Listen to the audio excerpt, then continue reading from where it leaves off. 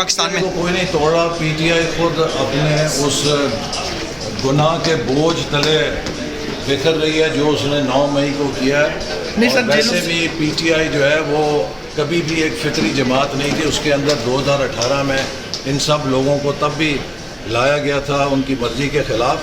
اب جب P T I نے فوج کے خلاف، شہیدوں کے خلاف یہ سارے مضموم حرکات کیے تو وہ لوگ اپنے... سر یہ بتائیے گا کہ جیلوں میں اپوزیشن کو کون ڈال رہا ہے اس وقت؟ ساری جو بندے حاصل کیا گیا، کیا یہ حکومت کر رہی ہے؟ ایک آدمی رہا ہوتا ہے دوبارہ گرفتار ہو جاتا ہے۔ جو بھی پاکستان کی شہیدوں کی یادگاروں پہ، پاکستان کی فوجی تنصیبات پر، پاکستان کے ہوائی اڈوں پر فضائیہ کے ایسے گھنونے جرائم میں شامل ہے، اس کے خلاف سخت کارروائی کی جائے گی۔ امریکہ میں جب کیپٹل ہل کے اوپر حملہ آور ہوئے ٹرمپ کے حمایتی، ہزاروں لوگوں کو گرفتار کر کے سزائیں دی گئیں۔ برطانیہ میں جب لندن کی سڑکوں پر لوٹ مار ہوئی، آرسن ہوا، ہزاروں لوگوں کو گرفتار کر کے رات کو بھی عدالتیں لگا کے سزا دی گئی، اس لیے کہ اگر ایسے جرائم پر سزا نہیں ہوتی تو ان کا بار بار اعادہ ہوتا ہے، اور ہم یہ اجازت نہیں دیں گے کہ کوئی اپنی انا